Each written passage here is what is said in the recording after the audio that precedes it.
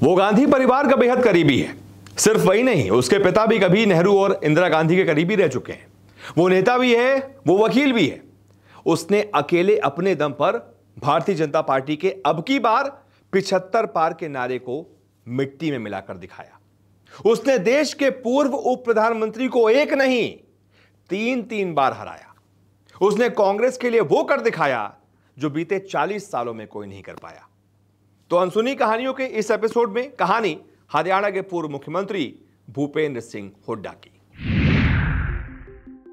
भूपेंद्र हुड्डा के बारे में कुछ और दिलचस्प चीज बताएं उससे पहले ये बता दें कि उनको एक बार अनजान कॉल आया था और उस अनजान कॉल में ही उनको किसी ने बता दिया था कि आप कितने वोटों से जीतने वाले हैं। जी हां, खुद भूपेंद्र सिंह हुड्डा ने एक इंटरव्यू में बताया था कि साल 1991 और 96 में चौधरी देवीलाल के खिलाफ मैं चुनाव लड़ा और जीता। 1998 में भी मेरे खिलाफ वो चुनाव मैदान में थे। चुनाव में मेरी जीत हुई, लेकिन वोटिंग और काउंटिंग के दिन का फासला काफी लंबा था। एक दिन मेरे पास एक अनजान कॉल आया और मुझसे पूछा कि आप कौन बोल रहे हैं? भूपेंद्र सिंह हुड्डा। मैंने कहा हाँ, और पूछा कि आप कौन बोल रहे हैं? उन्होंने कहा कि मैं करनाल से बोल रहा हूँ। फिर उन्होंने आगे कहा कि अपने मन में कोई एक नंबर सोचो। मेरे टेलीफोन का नंबर भी उस टाइम 2283 था और मेरी गाड़ी का नंबर भी 2283 था। मैंने 383 कह दिया। तब उसने कहा कि इतने ही वोटों से जीतोगे और फोन रख दिया। और जब रिजल्ट आया तो मैं इतने ही वोटों से जीता। पता नहीं ये क्या न्यूमरोलॉजी है। मैं आर्य समाजी हूँ, मैं इन चीजों में यकीन नहीं करता, लेकिन ऐसा सच में हुआ।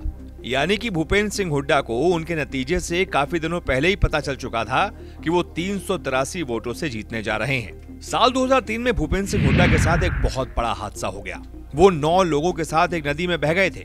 बताया जा रहा है कि पीली नदी में बहुत बाढ़ आ गई थी। हरिद्वार के पास मौजूद उस पीली नदी में लगभग 9 लोगों के साथ भूपेंद्र सिंह हुड्डा भी बह गए थे। इस दौरान जब गोताखोरों ने ढूंढने की कोशिश की, तब भूपेंद्र सिंह हुड्डा और कई लोगों को तो बचा लिया गया, लेकिन भूपेंद्र सिंह हुड्डा के एक कजिन भाई की मौत हो गई। बाढ़ का सैलाब इतना ज्यादा था कि बचने की बहुत कम उम्मीदें थीं, लेकिन भूपेंद्र सिंह हुड्डा जब जिंदा बच गए तो उनको उस वक्त गंगा पुत्र का नाम दे दिया गया, क्योंकि पीली नदी को गंगा का ही एक स्वरूप माना जाता था। इस वजह से उस नदी में जिस तरीके से भूपेंद्र सिंह हुड्डा जिंदा बच गए तो उनको गंगा पुत्र का नाम दे दिया गया। भूपेंद्र सिंह हुड्डा का वैसे तो एक काम है, लेकिन कई नाम है। हुड्डा को हरियाणा में कई समर्थकों की तरफ से प्रधान जी बुलाया जाता है, तो कई जगहों पर उन्हें भूमि पुत्र के नाम से भी ख्याति हासिल है। इतना ही नहीं, जब वो नदी में बह गए थे तो जैसा कि हमने आपको बताया, जिंदा बच जाने की वजह से उन्हें गंगा पुत्र का नाम भी मिल गया। बहुत कम लोग जानते हैं कि भूपेंद्र सिंह हुड्डा नेता होने के साथ साथ एक वकील भी हैं।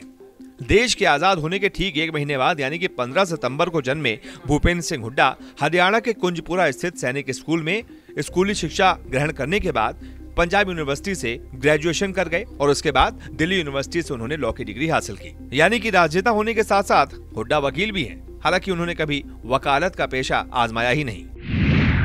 देश के पूर्व प्रधानमंत्री और कांग्रेस के दिग्गज नेता रहे राजीव गांधी अगर नहीं होते तो शायद भूपेंद्र सिंह हुड्डा भी नहीं होते।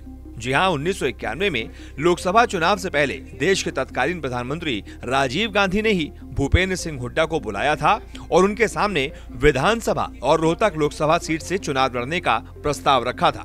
भूपेंद्र सिंह हुड्डा बहुत ज्यादा सोच रहे थे, लेकिन काफी मंथन के बाद भूपेंद्र सिंह हुड्डा ने लोकसभा चुनाव लड़ने का फैसला किया और पहले ही बार में देश के पूर्व उप प्रधानमंत्री रहे ताऊ देवीलाल को हरा दिया। हुड्डा को 2,41,235 वोट मिले, जबकि जनता पार्टी के प्रत्याशी ताऊ देवीलाल को 2,10,662 वोट मिले।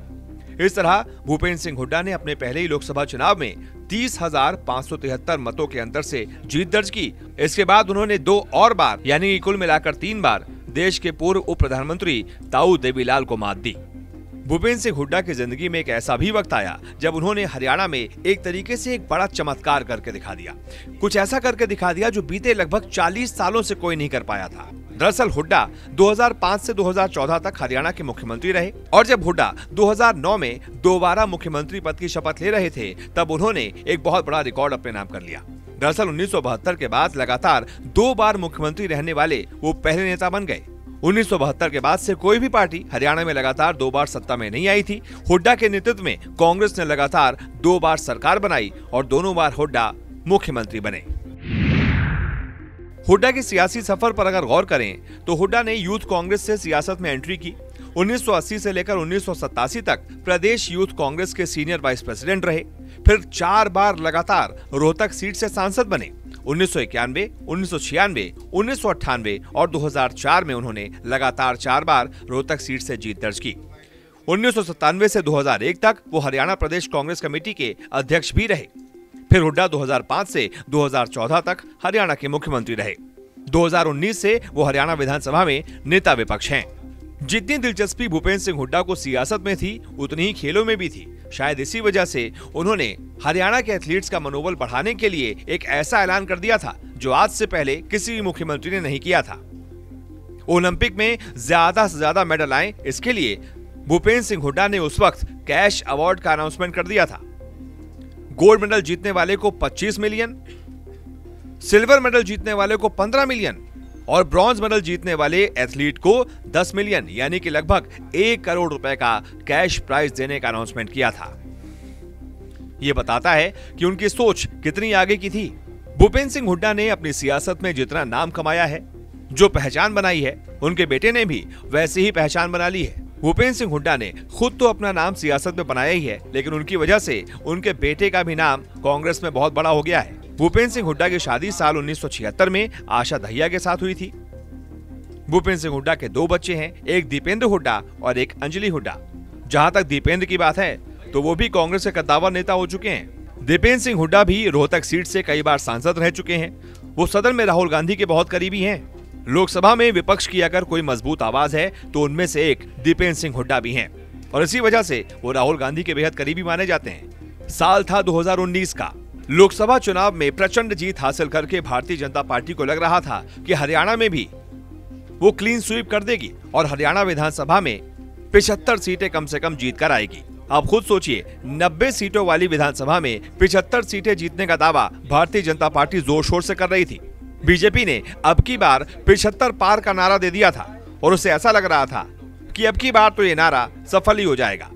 लेकिन दूसरी तरफ अकेले भूपेंद्र सिंह हुड्डा ही थे कि उन्होंने डटकर भारतीय जनता पार्टी का सामना किया, रणनीतियां बनाई, खूब सारी रैली की, बहुत मेहनत की और उन्हीं की इस मेहनत की बदौलत भारतीय जनता पार्टी का नारा टाएं टाएं फिस हो गया और जो भारतीय जनता पार्टी 90 में से 75 सीट जीतने का दावा कर रही थी, वो 40 सीटें भी नहीं जीत पाई। वहीं कांग्रेस ने अकेले 31 सीटें अपने नाम कर ली, यानी कि एक अकेले भूपेंद्र सिंह हुड्डा से पूरी की पूरी भारतीय जनता पार्टी हार गई। भूपेंद्र सिंह हुड्डा ऐसे ही इतने माहिर राजनेता नहीं है, सियासत उनको विरासत में मिली है। हुड्डा के दादा चौधरी मातूराम हुड्डा सक्रिय राजनीति में रह चुके हैं। वो स्वतंत्रता सेनानी भी थे। बाद में पिता चौधरी रणबीर सिंह हुड्डा स्वतंत्रता आंदोलन के बाद सक्रिय राजनीति में शामिल हो गए। यहाँ तक कि आजादी के बाद जो पहला चुनाव हुआ 1952 में, तो रोहतक सीट से जीत दर्ज करने वाले पहले सांसद भूपेंद्र सिंह हुड्डा के पिता रणबीर सिंह हुड्डा ही थे। और सिर्फ इतना ही नहीं, उन्होंने 1957 का दूसरा चुनाव भी इसी सीट से जीता और कांग्रेस के एक कद्दावर नेता बन गए। हालांकि हुड्डा जितना सियासत को लेकर चर्चा में रहे, उतना ही ज्यादा घोटालों को लेकर भी उनका नाम उछला। हुड्डा पर सीबीआई ने 6 केस दर्ज किए हुए हैं। इसके अलावा और भी कई विजिलेंस डिपार्टमेंट की जांच उनके खिलाफ चल रही है। हुड्डा पर कई घोटालों के केस सीबीआई में चल रहे हैं। गुरुग्राम मानेसर आईएमटी लैंड घोटाला, Rajiv Gandhi trust land grab scam, Sonipat Kharkhoda IMT जमीन घोटाले जैसे कई घोटालों में जांच जारी है। वहीं उन पर यह भी आरोप है कि उन्होंने अपने शासनकाल के दौरान 900 एकड़ जमीन का अधिग्रहण करके बड़े बिल्डरों को कौड़ियों के भाव बेच दिया था। हालांकि ये बात भी अलग है कि ये अभी तक सिर्फ और सिर्फ आरोप हैं और इस पर जांच जारी है। अभी भी किसी भी मामले में भूपेंद्र सिंह हुड्डा को दोषी करार नहीं दिया गया है।